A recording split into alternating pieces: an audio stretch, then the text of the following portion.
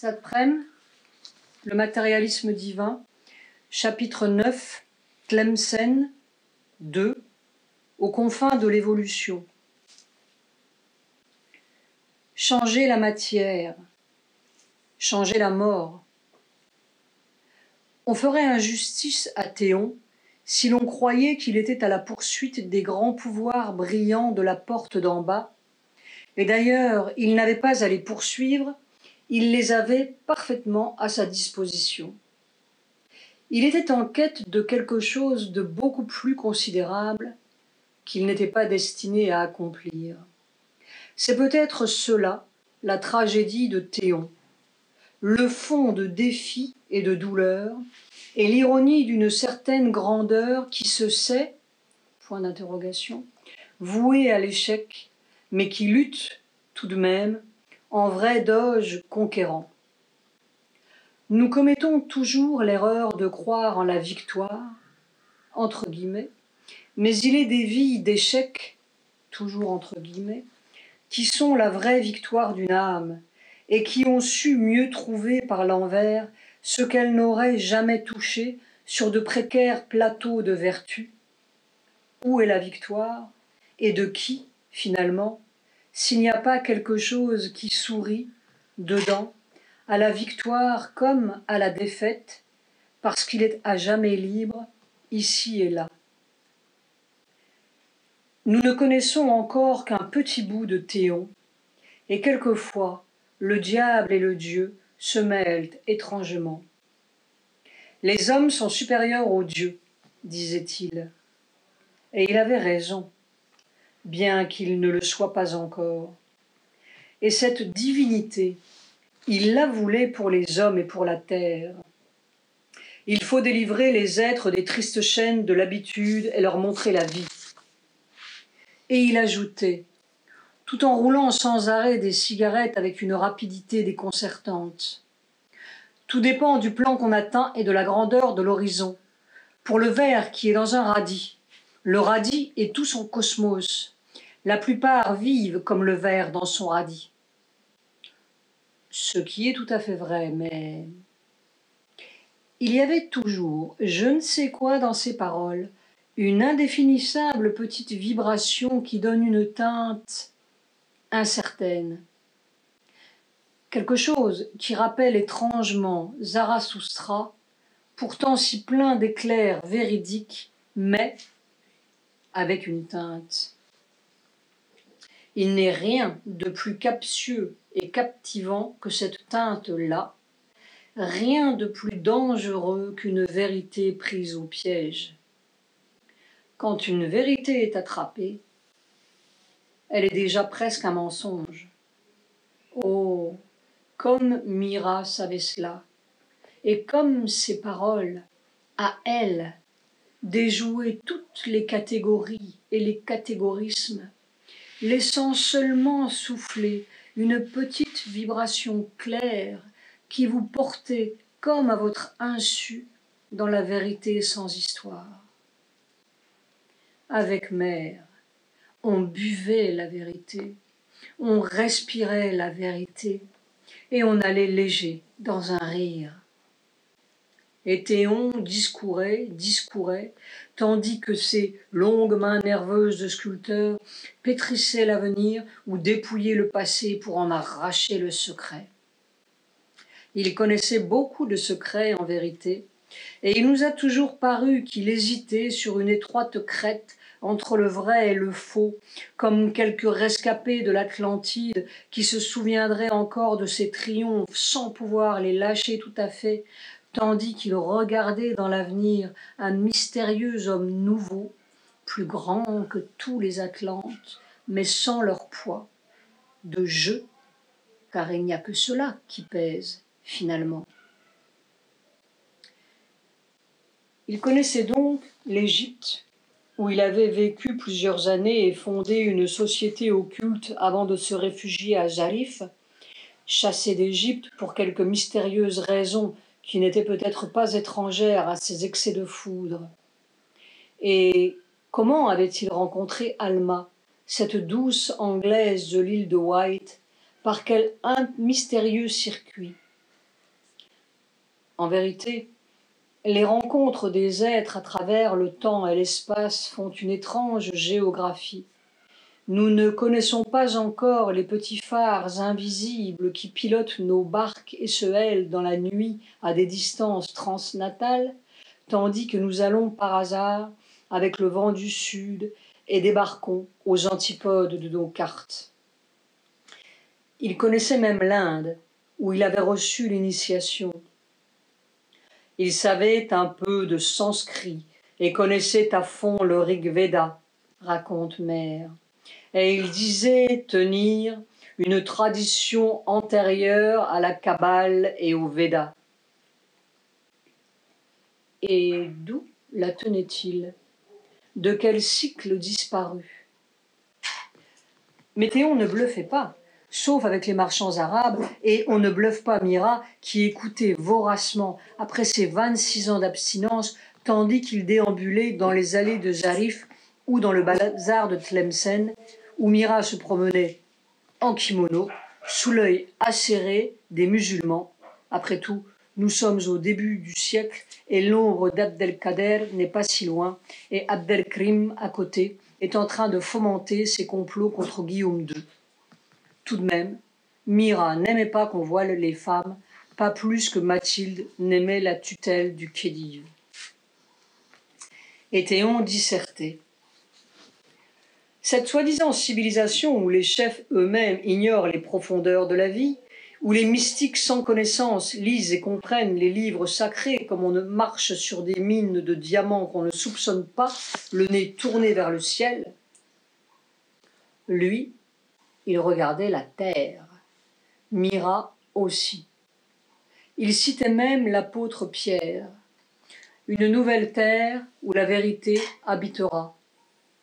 Et il annonçait, comme Sri Aurobindo bientôt, une humanité nouvelle, surhumaine, dotée d'un corps nouveau, dont il disait qu'il serait fait d'une substance plus dense que la matière. Nous ne savons pas très bien ce qu'il entendait par là, car, en fait de matière plus dense, nous ne connaissons guère que la matière ionisée, qui suppose des modifications intra-atomiques obtenues par choc ou par rayonnement, ou la matière de certaines étoiles effondrées, ce qui implique des rapprochements interatomiques obtenus par des forces gigantesques. Mais peut-être la suite des expériences de Mère nous éclairera-t-elle. Quel était donc le secret de Théon?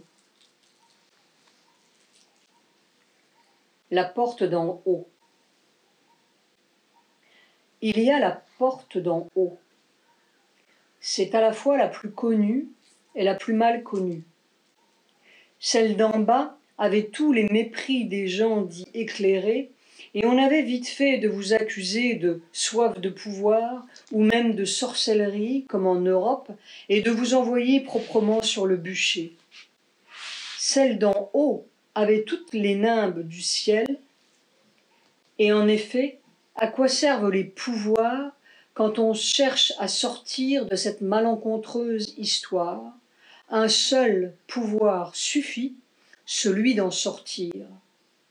Et à travers les siècles des siècles, mais pas tous, les sages, les saints de toutes couleurs ont gaillardement ou péniblement escaladé le monde vertical aussi verticalement que possible, sans même voir, disait Sri Aurobindo, les grands et lumineux royaumes de l'esprit qui s'étendent entre deux. Peut-être arrivent-ils à leur fin, mais seulement pour s'endormir dans l'infini. Amen. Les pauvres hommes en dessous, eux, se contentaient d'en tirer tant bien que mal quelques lueurs dont ils faisaient un poème, un quatuor, une saisissante équation simple, ou, le plus souvent, des églises plus ou moins grandes dont chacune avait l'exclusivité du rayon. Mais à quoi sert de faire des quatuors et des équations si le but est d'en sortir? Et ceux qui ne tenaient pas à en sortir n'avaient ni la maîtrise ni la discipline qu'il faut pour escalader sciemment les verticalités et en tirer de meilleurs quatuors ou de meilleures équations, et nous restions, d'un côté le jouet de vagues à inspiration, et de l'autre le poursuivant d'une certaine libération, pas si certaine, car si, d'aventure, on nous tirait un peu brutalement de notre ciel, on se retrouvait parfaitement exaspéré et dégoûté des agaceries de ce monde, comme tout le reste des bons humains. En somme, c'était le ciel entre quatre murs d'abbaye ou d'ashram, et on mourait tout pareil. Nous restions donc partagés entre des mystiques sans pouvoir et des charlatans, parfois trop puissants, ou des poètes un peu vagues. Finalement, ce monde vertical souffrait d'une certaine irrationalité qui n'était peut-être que la nôtre. Mira, elle, n'était pas vague. Elle avait bien reconnu des degrés dans cette verticalité.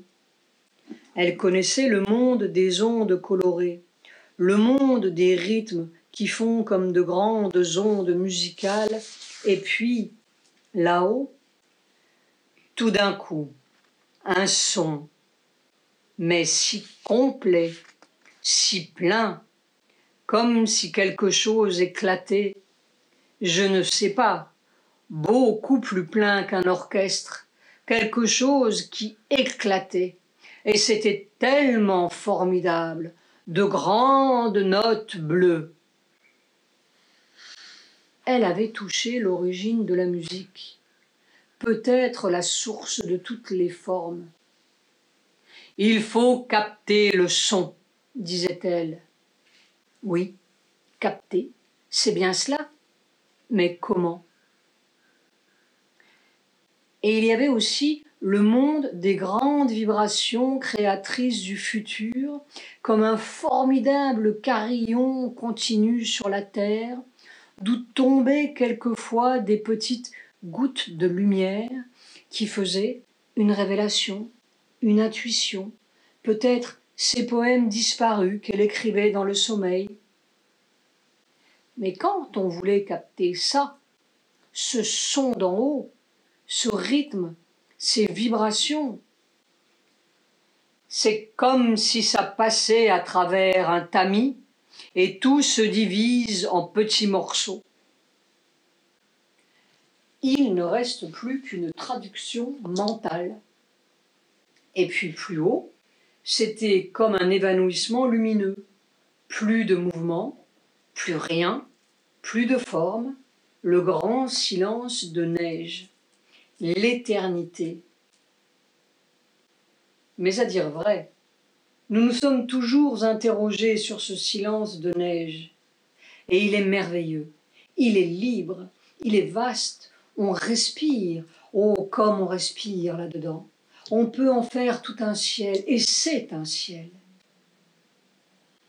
Mais, quitte à paraître impertinent, on se demande bien comment apparaîtrait à notre ami le cynocéphale notre monde simplement mental, qui est sa verticalité à lui.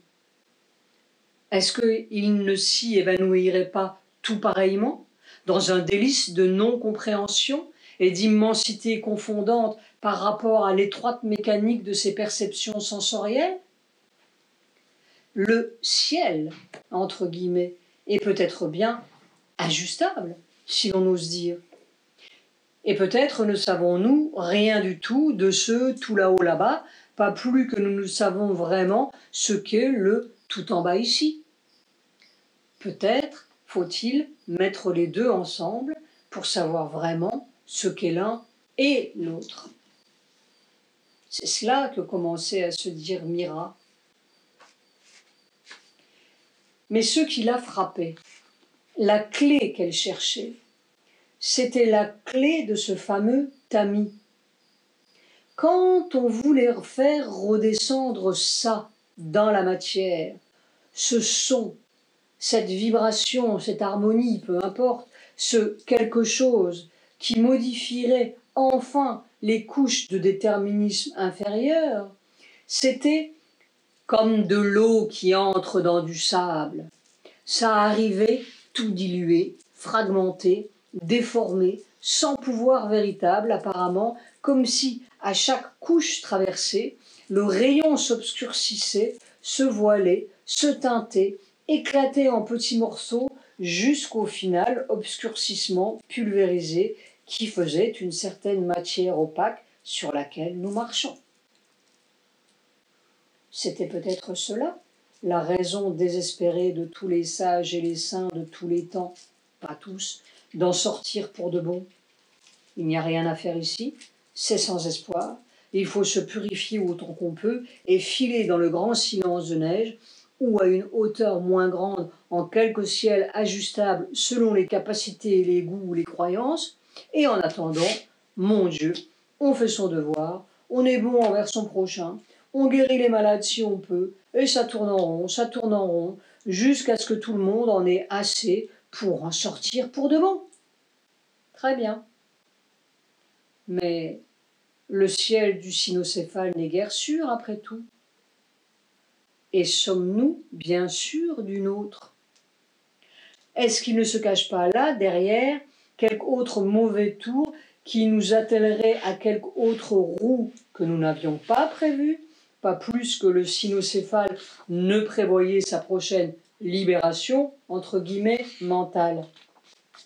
Notre mère, la nature, après tout, a peut-être des intentions qui déjoueront tous nos évangiles, matérialistes ou autres. Ce monde vertical, qu'est-ce que c'est, finalement, sinon notre avenir évolutif? Cet avenir qui est le nôtre, autant que nous sommes l'avenir du poisson dans son bocal. Et pourquoi voudrions-nous nécessairement situer cet avenir au ciel? Nous sommes parfaitement terriens pour les poissons et n'avons rien de surnaturel que nous sachions. Et cet avenir est peut-être aussi parfaitement terrien et naturel, bien que d'une façon qui échappe encore à notre matière épaisse et à notre mental enfermé dans une boîte. Il faut trouver la nouvelle terre. Il faut trouver la façon, la prochaine façon, comme disait Mère. Il doit y en avoir une. Sinon, pourquoi, diable, la nature aurait-elle inventé cette évolution? Et toujours ce tamis, ce rayon qui se divise, cette trajectoire de notre avenir qui nous arrive comme en morceaux. Si l'on pouvait désencombrer les couches intermédiaires, le problème serait peut-être résolu. Les désencombrer pour soi, c'est encore concevable. Mais les désencombrer à l'échelle cosmique, ou même simplement humaine, cela paraît difficile. Ou alors il faudra des siècles et des millénaires. Une lente, formidable évolution qui gaspille des corps et entasse des douleurs pour arriver à la simple leçon claire. D'ici que chaque homme apprenne sa leçon, et s'il n'en reste qu'un seul un peu obstiné, où est la libération des autres, puisque finalement il n'y a qu'un corps? On n'en sort pas, ou on en sort tous ensemble. On ne change rien, ou on change tous ensemble. C'est tout le corps qui doit changer. Alors, quel rayon pur pourrait opérer ce singulier miracle?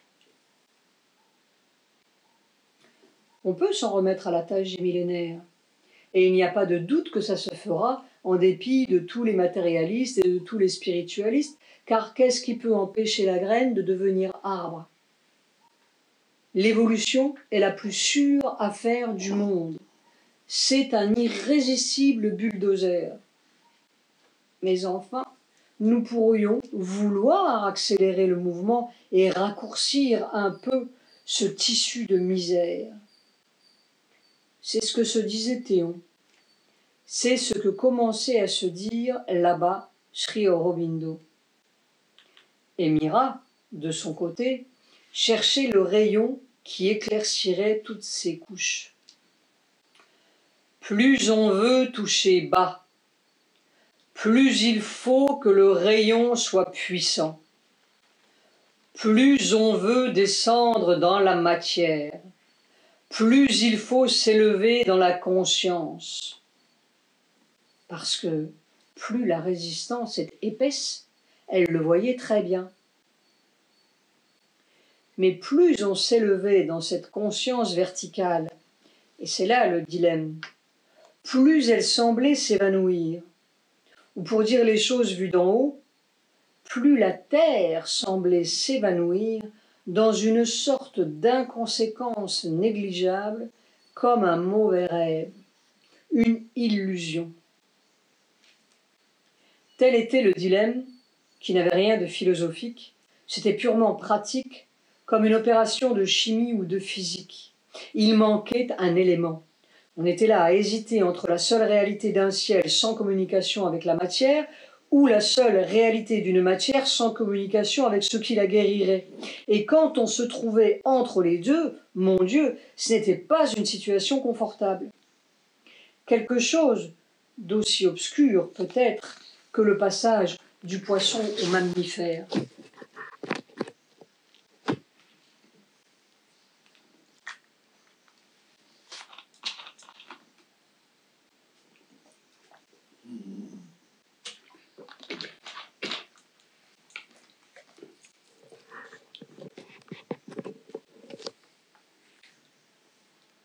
Des expériences périlleuses.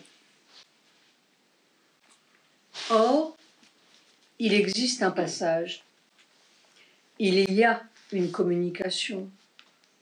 On ne passe pas comme d'un bond des sommets du mental au pur silence sans forme de l'éternité, sinon il n'y aurait pas d'espoir. Nous serions voués évolutivement au super-homme qui ferait des super-quatuors et des super-équations et des super-églises, la même ronde d'en bas, mais glorifiée, boursouflée, titanisée, comme une sorte de mille-pattes humain qui s'inventerait un deuxième millier de pattes, ou peut-être un quatrième cerveau, et des super-machines pour suppléer à sa fatigue de vivre, jusqu'à ce que nous soyons prêts, finalement lassés, à faire le bon et à nous endormir pour toujours, ou nous dissoudre dans une éternité blanche d'où nous n'aurions jamais dû sortir. Car tous ces degrés suprêmes qui nous enchantent et nous inspirent sont simplement les couches plus claires ou les eaux supérieures d'un même bocal, le bocal mental. Le mental, c'est le bocal. C'est le même principe et la même loi, en plus efficace ou plus tonitruant, si l'on peut dire, le même morcellement sous un certain tamis doré qui divise le rayon en d'innombrables petites couleurs ou grandes couleurs qui font tous nos tableaux séparés et toutes nos misères séparées.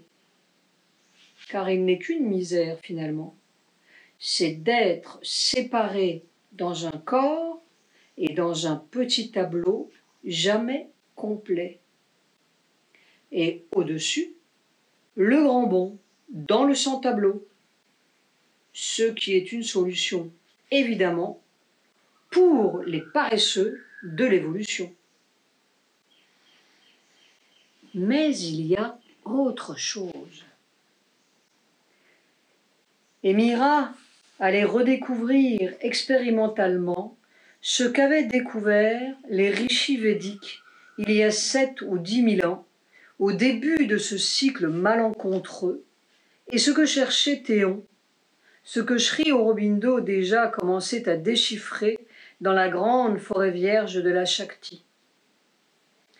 Car les rishis védiques n'étaient pas des dormeurs de l'esprit, c'étaient de grands conquérants et des héros pas encore touchés par la hâte et l'impuissance de l'âge de fer, où des hommes alourdis ont remplacé la maîtrise de soi par la maîtrise des machines et la lumière puissante par des morales sociologiques et des paradis à l'eau de rose.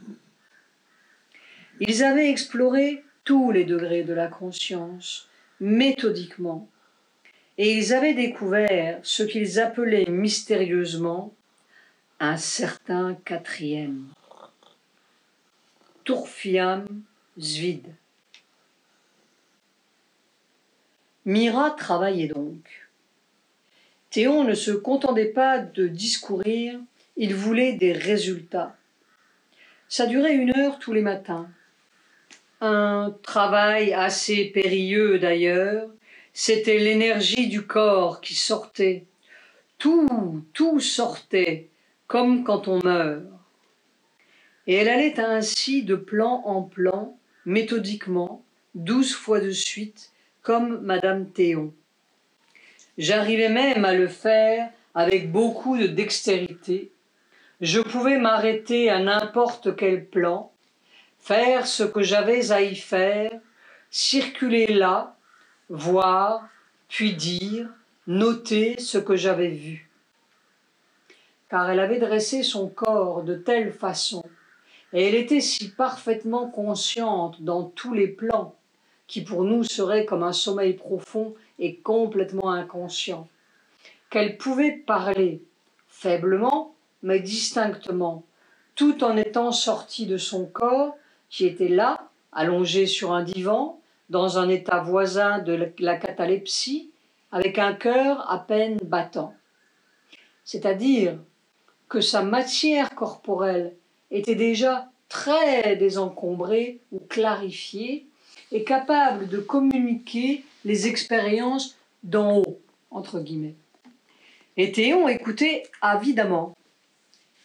Il y avait juste un petit bout de fil de lumière qui reliait Mira à la terre, le cordon, comme elle disait. Des expériences périlleuses, évidemment. Si le fil casse, il n'y a plus moyen de rentrer. On oublie son corps, en quelque sorte, et on est mort, entre guillemets. On continue sa vie très bien sur les autres plans, mais le plan terrestre est coupé. C'est ce qui se passe généralement quand on meurt. Un jour même, Mira a pu faire l'expérience de la mort complète en des circonstances assez tragiques ou qui auraient été tragiques pour n'importe qui d'autre et qui montraient assez bien l'autre côté de Théon. Elle avait découvert, sur un certain plan, quelque chose qui était comme la modalité vibratoire ou la combinaison de vibrations qui faisait la vie, c'est-à-dire aussi ce qui pouvait faire la mort. Un pouvoir assez redoutable entre de mauvaises mains. Intérieurement, elle a su qu'elle ne devait pas parler et elle s'est arrêtée juste au moment où Théon commençait à trouver tout cela extrêmement intéressant. Il est entré dans une colère violente qui a coupé le fil. Mira a juste eu le temps de souffler « Coupé !» et Théon s'est trouvé tout d'un coup devant l'énormité de ce qu'il venait de faire. Il a dû avoir des sueurs froides. Et il a fallu tout le pouvoir de Théon et toute la science de Mère pour réussir à rétablir la connexion. Et Mère disait que la friction de la rentrée dans le corps produisait une douleur affreuse, comme si tous les nerfs s'emplissaient brutalement de courant, le courant de vie, bien entendu, et du coup, elle a compris pourquoi les nouveau-nés hurlaient. Quoi qu'il en soit, Mira commençait donc l'expérience de la mort consciente dans son corps, ce qui, plus tard, devait devenir un sujet d'expérience très approfondi dans sa quête de la vieille question à résoudre. Quant au secret de la vie, elle l'a remis à Sri Aurobindo plus tard, qu'il a laissé simplement tomber dans une oubliette parce que ce n'est pas comme cela que l'on doit changer la vie ou la mort, ce n'est pas par un pouvoir arbitraire, l'éternel échec du pouvoir, mais par un changement dans la substance même de la vie et du corps. Mira et Sri Aurobindo se situaient à l'opposé des super-hommes et super-démiurges qui intéressaient tant Théon. Il voulait une évolution nouvelle et naturelle de la nature terrestre et non une révolution occulte et surnaturelle qui n'aurait d'ailleurs duré que juste le temps d'un feu d'artifice bouleversant et le caoutchouc serait retombé à plat comme avant. Il cherchait un autre principe que celui du bocal mental porté à son sommet triomphant. Pauvre sommet. Et Mira était là. C'est très curieux. Mira se trouvait toujours au carrefour, comme elle s'était trouvée au carrefour du premier éclatement des apparences, Max Planck, 1900, Einstein, 1905, qui se liait étrangement à l'éclatement coloré des impressionnistes, comme si tout ne se tenait pas. Une même graine est semée, à une même époque, et éclot partout, avec des noms, des formes et des visages différents. Et maintenant, elle était comme à la croisée des chemins de l'évolution avec Théon, devant une vieille résurrection des Atlantes, peut-être, qui traceront sourdement leur chemin jusqu'à Hitler, et un chemin totalement inconnu, mais perceptible, où elle avançait à tâtons avec Sri Aurobindo, là-bas, et Théon vacillant.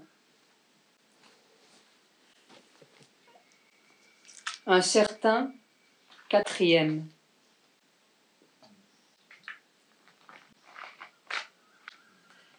Une expérience très particulière allait survenir dans ces séances. Une expérience que Mira avait déjà eue, seule à Paris, et qu'elle ne s'expliquait pas. Mais à vrai dire, elle ne s'expliquait rien.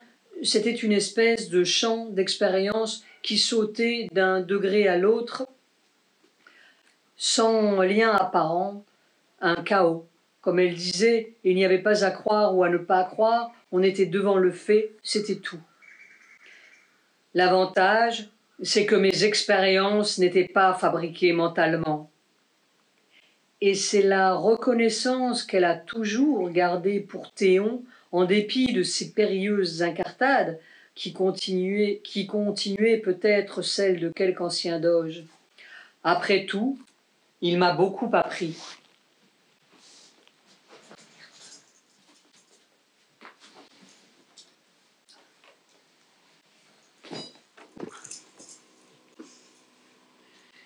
Que savons-nous de nos gestes d'aujourd'hui ?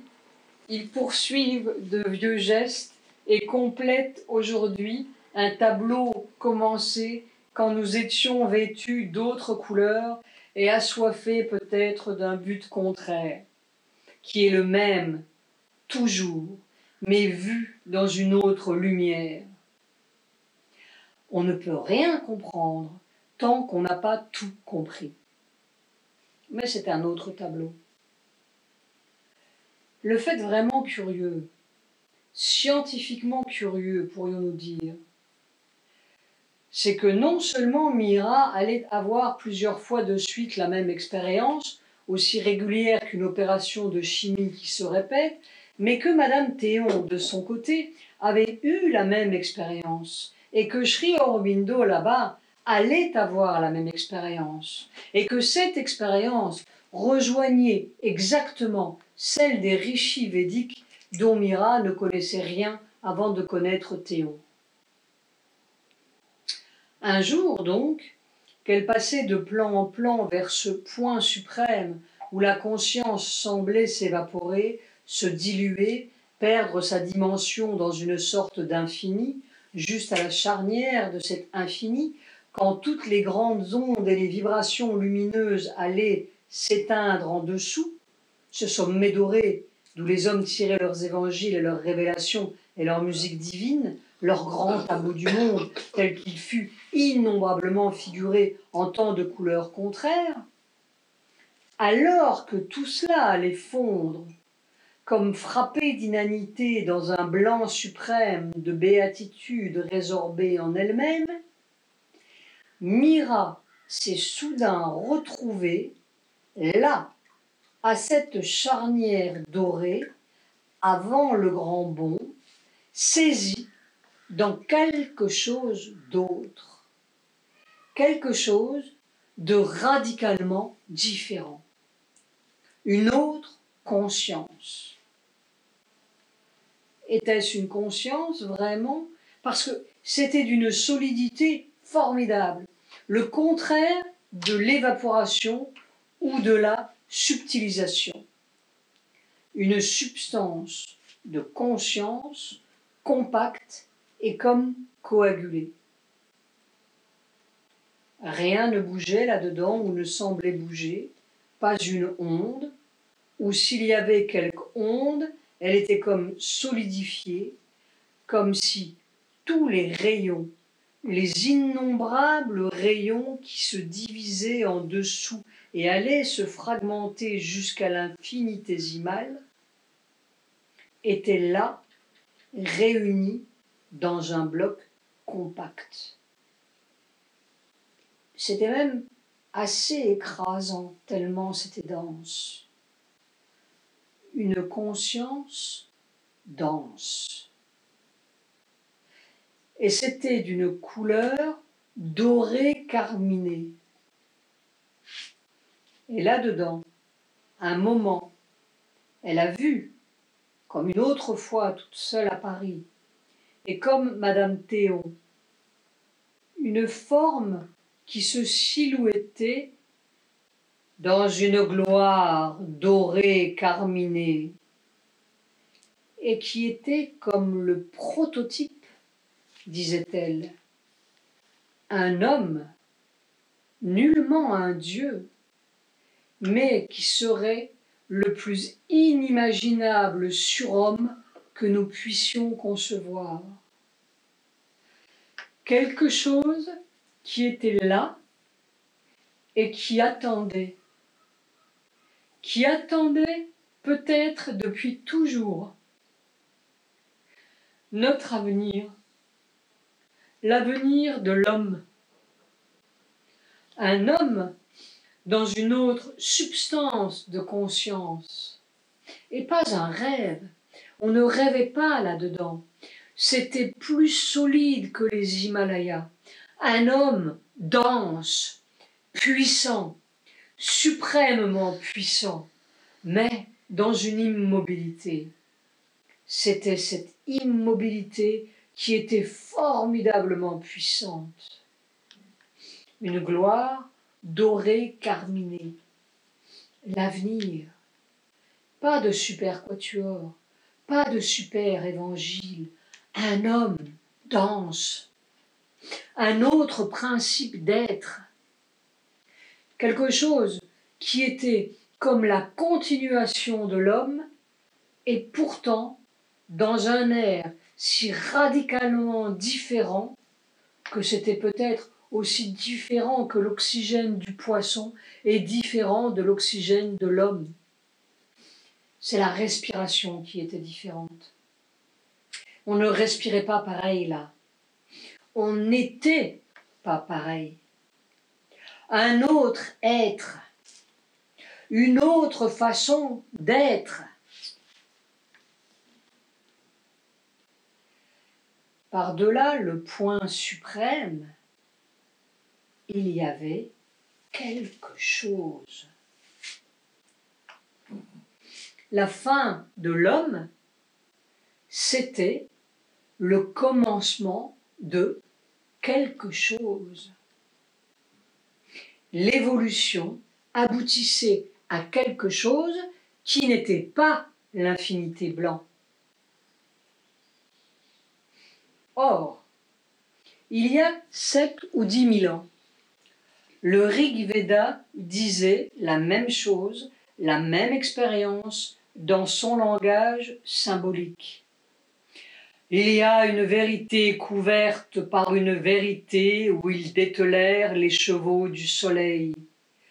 Les 10 000 rayons se tenaient ensemble.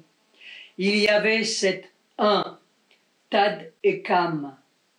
J'ai vu le plus grand des dieux dans un corps. Rig Veda 5.62.1. Par-delà la vérité dorée des sommets du mental, il y a une vérité solaire où les 10 000 rayons de nos intuitions éparses et de nos tableaux contraires se réunissent en un corps compact. Il y a cet un. La face de la vérité est couverte par un couvercle d'or, dit l'Upanishad. Ce tamis doré qui fragmente tout notre monde mental. Ils ont traversé le couvercle spirituel du monde, les couches raréfiées de l'esprit. Ils ont trouvé le grand passage, Mahaspatas, 2.24.6. Le ciel de la conscience est devenu ferme comme un pilier bien formé. Un Dieu ouvrit les portes humaines. 5.45. Ils sont entrés dans la conscience dense. Shidgana. Ils ont touché un autre pouvoir et fait couler d'un seul mouvement les forces humaines et les énergies divines. 9.73. Alors, en vérité, ils s'éveillèrent et ils virent totalement, derrière eux, autour d'eux et partout. Ils tinrent, en vérité, l'extase même dont on jouit au ciel. 4.18. Mortels, ils atteignirent à l'immortalité. 1.114. C'est ce nouveau monde que Sri Aurobindo allait appeler le supramental. C'est le Turyamsvid des rishis védiques, un certain quatrième, qui est peut-être un quatrième état de la matière, le prochain état. Un état où la matière ne meurt pas. Une autre matière ou une autre vision de la même matière, une autre respiration dans la matière délivrée de sa prison mentale.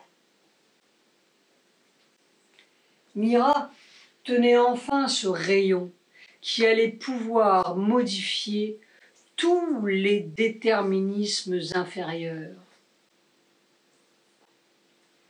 Mais ce qui est très intéressant, c'est qu'elle allait voir, à quel moment nous ne savons pas, mais probablement simultanément, comme une réplique de cet être d'en haut, mais tout en bas, dans les couches les plus profondes de l'inconscience matérielle. Un être comme étendu dans un sommeil intense au fond d'une cave très sombre, et dans son sommeil émanaient de lui des rayons de lumière prismatique, irisés, dira-t-elle aussi, qui se répandaient petit à petit dans l'inconscience. L'un était dans une gloire dorée carminée, au sommet de l'échelle de la conscience, et l'autre dans une blancheur diamantée, émanant des rayons d'opale, au premier degré muet de l'existence, dans les couches les plus anciennes de l'évolution, quand l'obscurité était enveloppée dans l'obscurité, selon l'image puissante du Rig Veda, 10.129.3. Et au moment où Mère l'a vu, il a ouvert les yeux, comme s'il se réveillait, comme si, dans la matière la plus profonde, l'obscur début des choses, se cachait, assoupi, la réalisation de la fin, l'énergie même qui poussera toute cette évolution vers son éclosion dorée. Nous parlons d'avenir, de passé, de sommet d'en haut, de cave profonde d'en bas, dans un langage inadéquat et par des images qui expriment seulement notre impuissance tridimensionnelle dans un bocal qui déforme et fragmente une totalité qui n'a jamais cessé d'être totale. Sans haut, ni bas, ni ciel, ni enfer, il y a seulement le trajet de notre conscience qui traverse toutes les couches évolutives pour parvenir à ce qui était là, toujours. Il y a seulement la retrouvaille de notre propre totalité. Et ils virent totalement. Ce qui est en ce monde est aussi dans l'autre, dit l'Upanishad. Et ce qui est dans l'autre est ici aussi. Celui qui croit voir une différence ici, il va de mort en mort. C'est-à-dire que plus on avance dans l'évolution en clarifiant et désencombrant ces couches épaisses, plus l'éternelle chose là-bas se rapproche de notre conscience, de nos rêves, nos visions d'abord, puis de notre imagination, de notre pensée, de notre sensation, jusqu'à ce qu'elle coïncide enfin avec notre matière et notre corps. Alors, l'être là-bas devient l'être ici, et les deux sont un, qui n'avait jamais cessé d'être un. Toute notre misère et notre aspiration sont seulement le premier murmure de l'un oublié qui se souvient de lui-même dans l'autre oublieux. Nous aspirons à ce qui est là, sinon à quoi aspirerions-nous? La boue n'aspire pas à la boue. Et si elle se change en lumière et en lotus dans la lumière, c'est que la lumière était là depuis toujours. Et le lotus brillait éternellement au fond de sa semence obscure. L'énergie suprême est l'énergie primordiale. Le degré suprême est le premier degré. Partout, toujours, nous allons à la rencontre de nous-mêmes. Et comment l'inexistant irait-il à la rencontre de l'existant s'il n'existait pas depuis toujours? Dans l'atome, fragmenté, divisé, pulvérisé, le rayon suprême se cache. L'un suprême, total, puissant, immortel, est au fond d'une petite cellule oublieuse, autant que dans tous les espaces interstellaires. Car en vérité, l'esprit qui est ici dans l'homme et l'esprit qui est là-bas dans le soleil sont un seul esprit et il n'y en a pas d'autre. Et il y a un moment dans l'évolution, un suprême moment, où la coïncidence approche, où dégager des obscures couches, qui sont vraiment des couches d'oubli, la conscience rayonnante se penche sur son petit corps et devient elle-même totale, puissante, lumineuse, immortelle, jusque dans la plus obscure petite cellule. Alors, l'être d'en haut rejoint l'être d'en bas, le surhomme devient l'homme, la totalité non tronquée se retrouve jusque dans le plus obscur fragment, ce qui était est.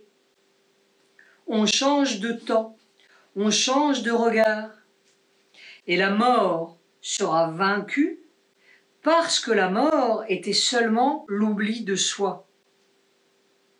Quand le corps se souviendra totalement, quand il sera totalement ce qu'il est, éclairé, clarifié, quand les deux se seront embrassés jusque dans la plus obscure cellule, nous deviendrons totalement immortels dans un corps nouveau et sur une terre nouvelle. Ô homme, disaient les rishis védiques, suivez le fil brillant, tissez une œuvre inviolable, devenez l'être humain, créez la race divine, voyant de la vérité, aiguisez les lances lumineuses qui taillent les chemins de l'immortel, connaisseurs des plans secrets, formez les degrés par lesquels les dieux atteignirent à l'immortalité. Rig Veda 10, 53, 5, 6, 10. Alors, ton humanité deviendra comme l'action des dieux, comme si le ciel de lumière était visiblement fondé en toi. 5, 66, 2. Cette coïncidence des deux, c'est ce que Sri Aurobindo et Mère appellent la transformation. C'est le passage du corps humain à un corps supramental ou surhumain.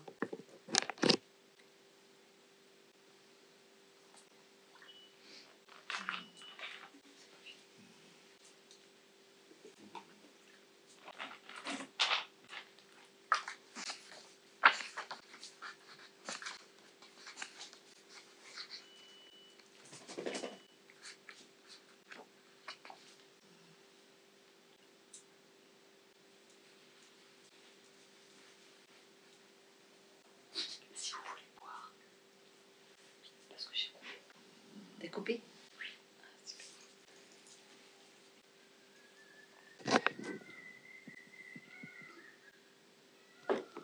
C'est pas fini. Il reste 9 pages, je vous le dis pour le cas où... Parce qu'au bout d'un moment, c'est tellement dense qu'on peut avoir envie de se barrer. Tu peux, si t'en as marre, hein, tu sors. Hein. Si t'as envie d'aller fumer une clope, ou 3 ou 5. Tu veux mettre la clim, t'as trop chaud. Comment ? T'as pas trop chaud? Il fait chaud. Oui, on peut mettre un peu la clim si tu veux. Oui, Ah oui, ça va la gêner. magnifique. Comment? Ça te gêne la clim pour lire? Bah, c'est-à-dire Oui, que ça... oui, non, faut pas. Bon, on peut la mettre 5 minutes et je reprends après. Ah non, mais c'est jusqu'à midi. Mettons-la 5 minutes. C'est qu'il fait chaud hein, ce soir. Hein. Il fait hyper chaud.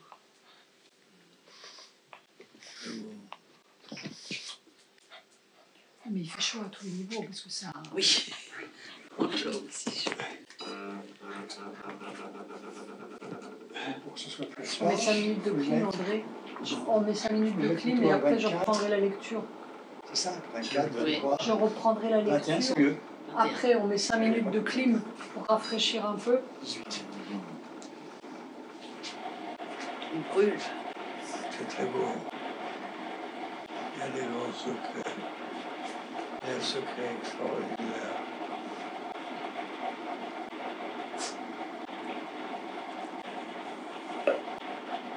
Quoi ? Il n'y a pas dit un mot. On fait du bazar.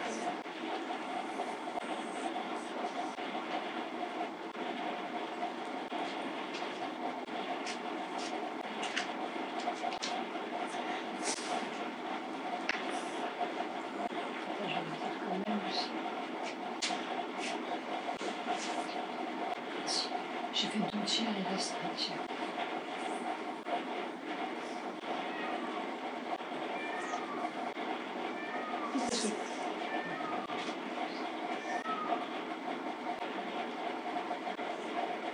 Vous savez qui c'est ça ? Le pan. C'est le pont qui fait ça ? Oui. Ça fait depuis 3 ans, je me demande qui est-ce qui fait ça comme ça. Oui, C'est le pan. c'est le pont. Enfin, on va reprendre. Oui. Moi, je sais.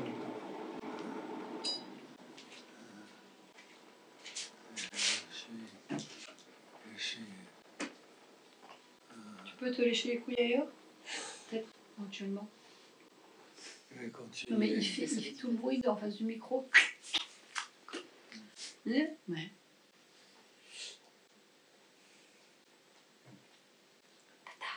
Je vais continuer. Chut. T'as pas à boire? Il y a à boire? Il y a à boire là-bas? Bon. Oui. Tata, tu te tais maintenant. Tu vas dire wesh. Attends, regarde. Maintenant, tu te tais. Pendant un quart d'heure, tu te tais. Tu fais plus un seul bruit. Ah putain, voilà. Non, je sais pas celle-là. Non. On fait plus. On fait plus. Pas du tout. Toi, pareil. Oui, je vais dire. Qu'est-ce que tu dis? Qu'est-ce que tu dis? Tu fais plus de bruit non plus. Je crois. Tu fais plus de bruit. Je fais. Là, tu viens d'en faire, t'en fais plus. Refais plus.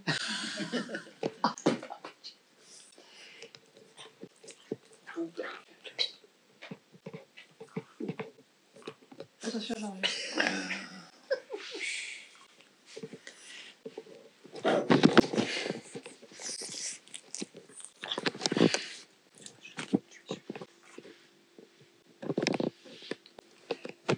Le grand passage.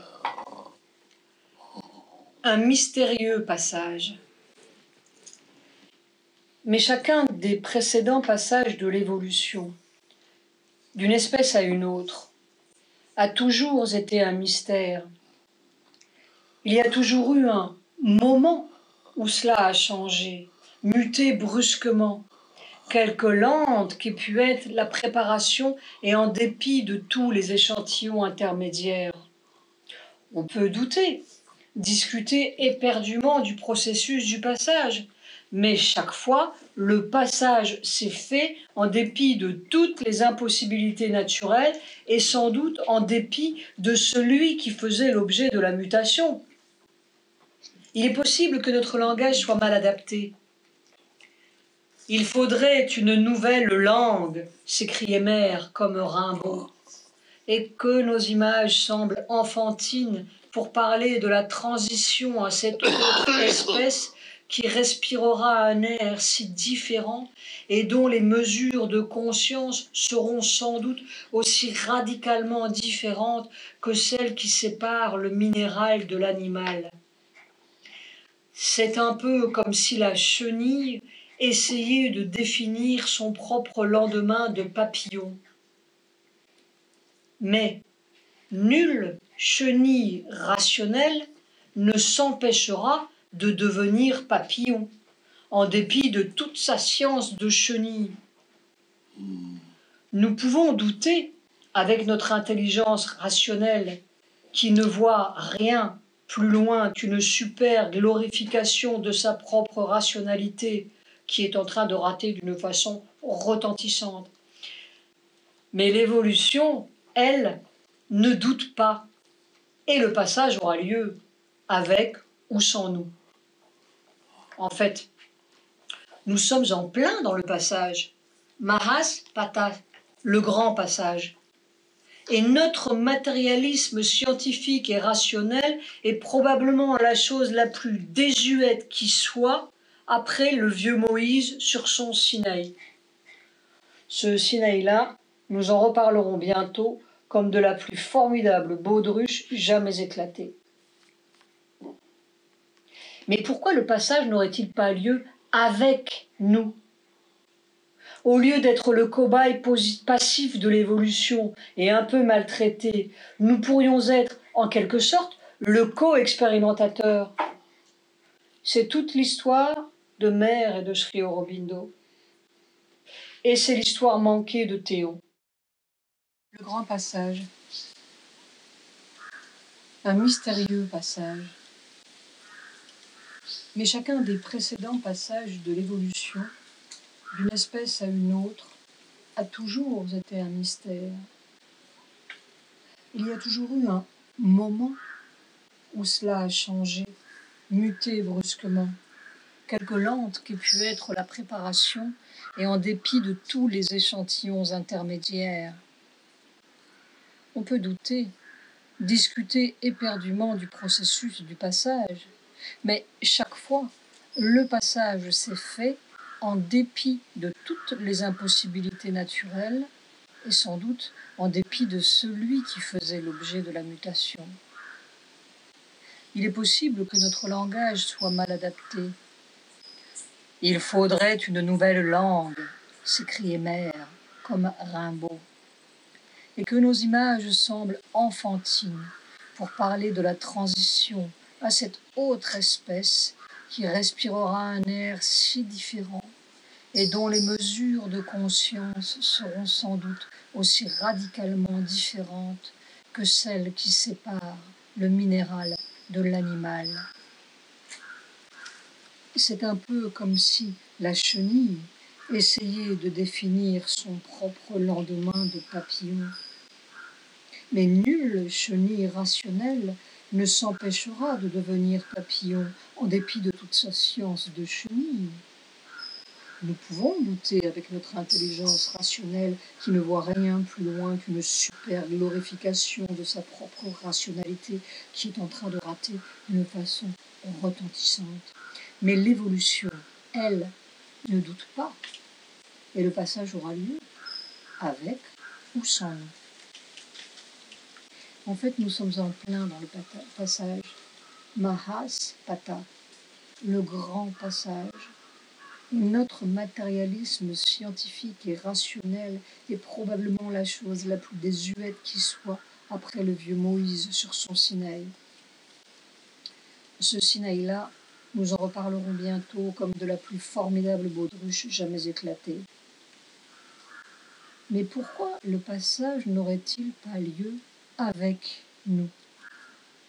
Au lieu d'être le cobaye passif de l'évolution et un peu maltraité, nous pourrions être, en quelque sorte, le co-expérimentateur. C'est toute l'histoire de Mère et de Sri Aurobindo. Et c'est l'histoire manquée de Théon. L'immortalité, après tout, on s'en moque. Et cela devient très vite enfantin dès que la conscience s'éveille et commence à trouver le fil des existences. Qui se soucierait de porter un même vêtement pendant 100 ans, disait Sri Aurobindo, ou de rester confiné dans un même logement étroit et sans changement pendant une longue éternité.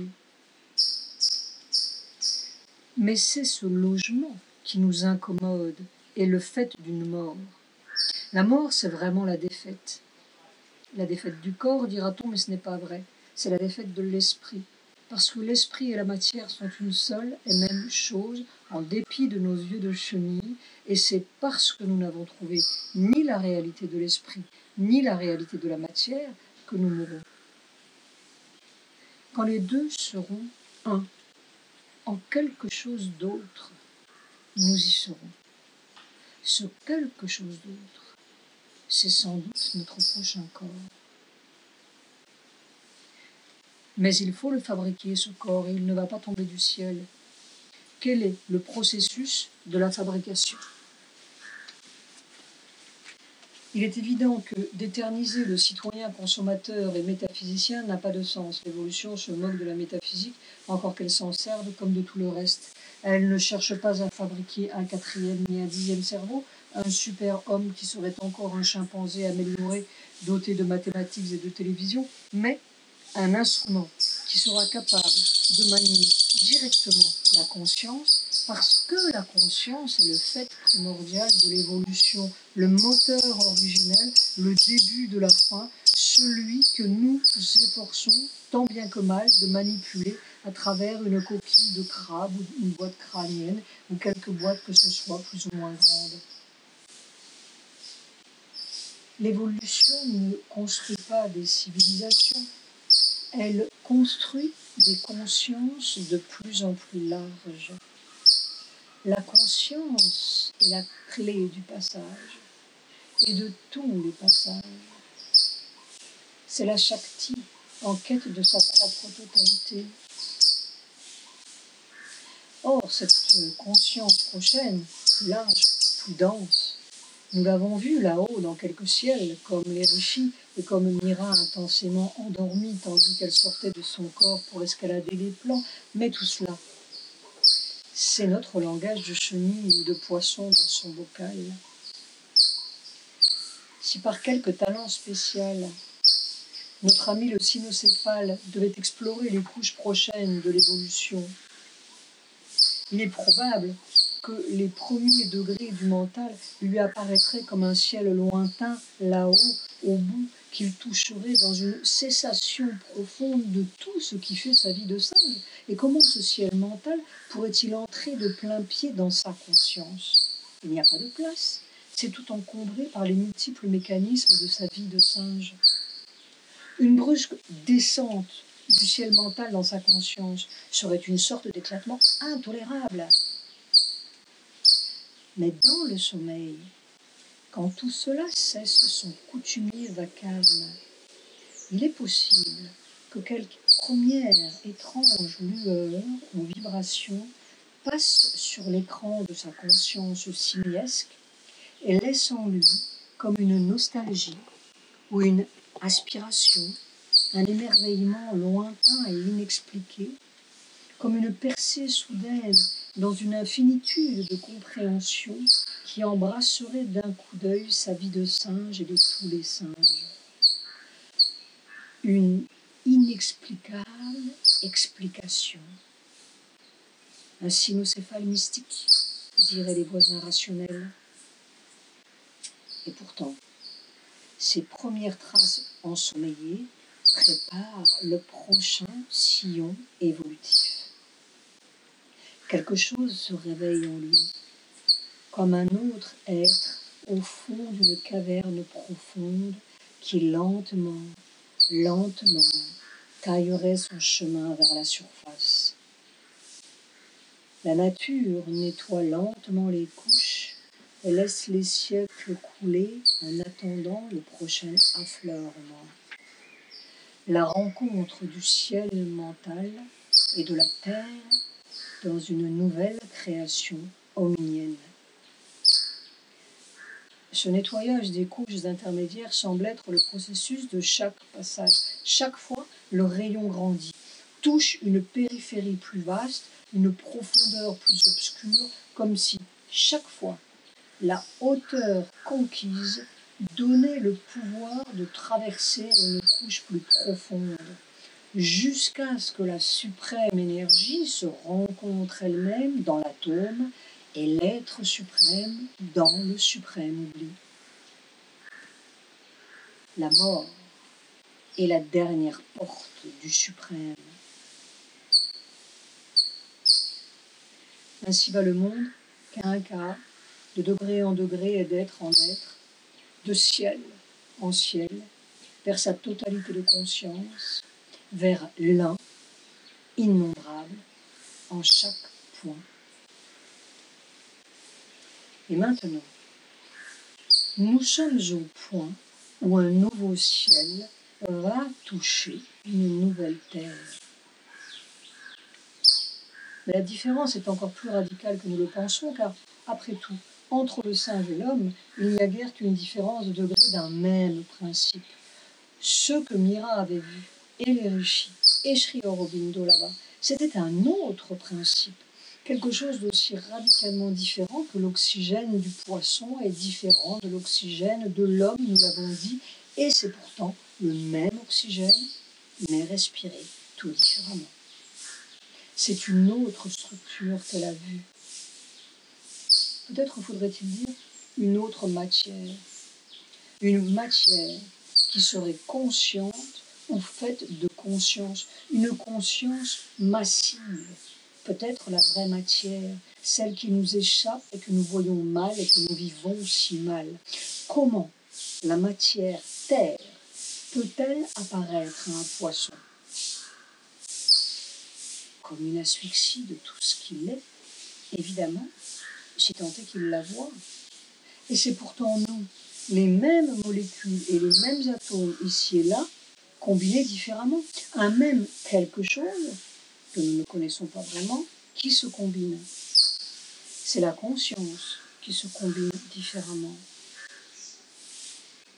C'est cette nouvelle combinaison que Sri Aurobindo et Mère allaient tenter de faire entrer dans leur corps et de faire entrer dans la terre du même coup, car si un seul corps est touché, tous les autres corps peuvent l'être, parce qu'il n'y a qu'une matière et qu'un corps. Si la matière change en un point, elle peut changer en tous les points. Mais il y a toute la trajectoire pour désencombrer, clarifier les couches intermédiaires, afin que ce nouveau ciel ou cette nouvelle combinaison puisse entrer dans la matière sans faire tout éclater. Il faut jeter un pont sur l'abîme, dira bientôt Sri Aurobindo, ouvrir les passages fermés et créer des routes pour monter et descendre là où maintenant il n'existe que vide et silence. La vie divine. Une périlleuse aventure, un périlleux passage pour la terre.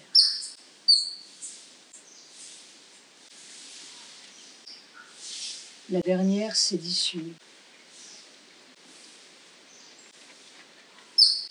Un petit coin de l'Atlas, en 1906 peut-être, voyait la singulière rencontre d'une expérience védique oubliée, perdue sous l'incompréhension des millénaires plus évolués, entre guillemets, et d'une jeune Parisienne matérialiste qui croyait seulement en ce qu'elle pouvait voir et toucher.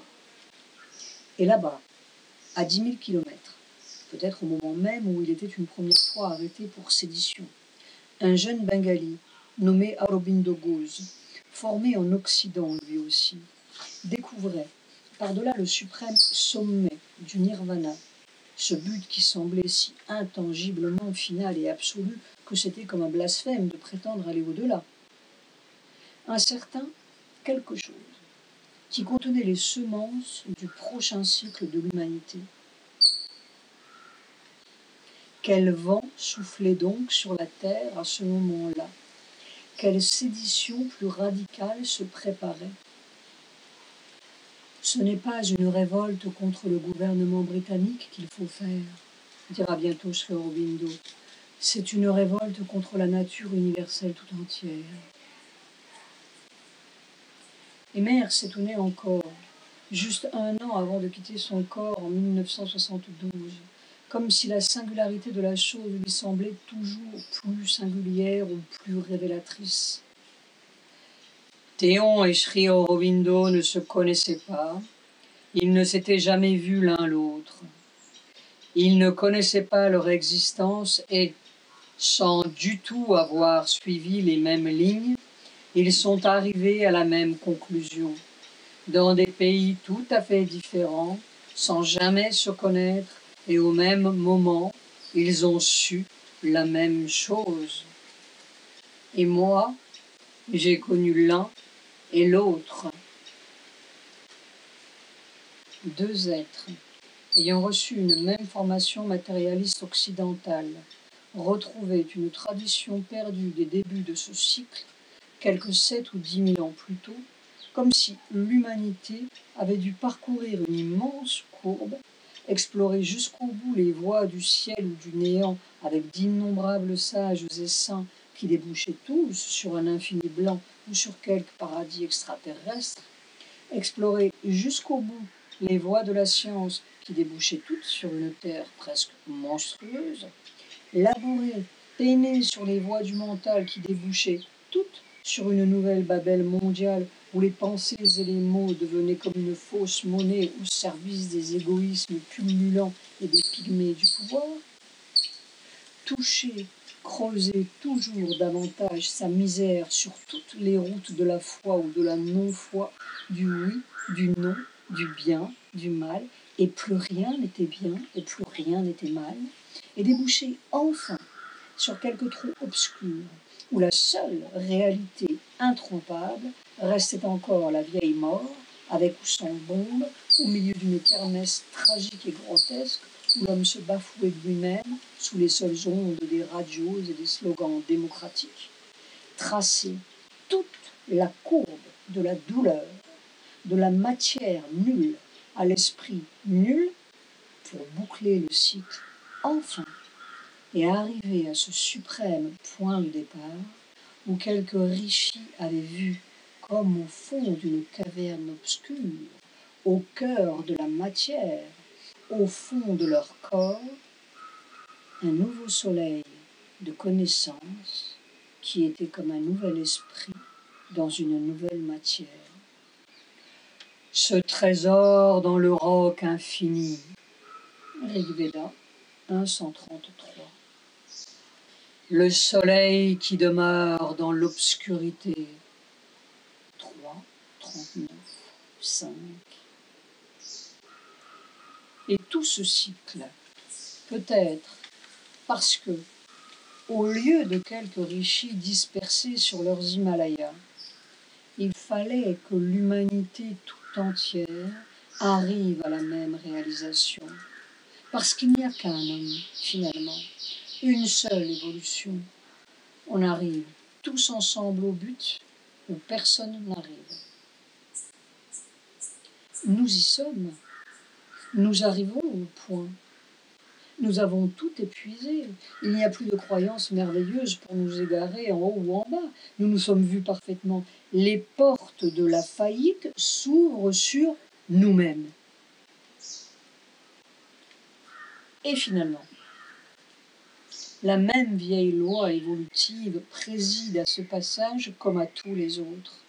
La clé du passage n'est pas dans quelques nouvelles paires de branchies ni superlobes frontaux ou pariétaux, mais dans cette poussée même du dedans, ce besoin qui tirait les reptiles au fond de leur marais desséché et les obligeait à s'inventer des ailes, qui tirait les poissons hors de leurs trous asphyxiants et les contraignait à s'inventer des poumons, qui tire les hommes au milieu de leur pestilence mentale et les pilonne et les martèle jusqu'à ce qu'ils jaillissent dans un autre air de conscience en cet un où toutes les misères de la séparation et de la division dans la matière seront guéries. La matière est l'obstacle et la matière est la clé. Ainsi, Mère devait-elle rencontrer Théon avant Sri Aurobindo, comme si elle devait épuiser, elle aussi, tous les faux chemins du possible avant de frapper à la vraie porte. Peut-être pour fermer définitivement le passage à quelques résurgences des vieux Atlantes, dont Platon disait qu'ils avaient été engloutis 9000 ans avant lui. Peut-être aussi parce qu'elle devait rencontrer une première fois la mort avant de lui arracher son secret. Car il est dit dans les anciennes écritures que la mort est la gardienne de la connaissance. Nous sommes au temps de la dernière sédition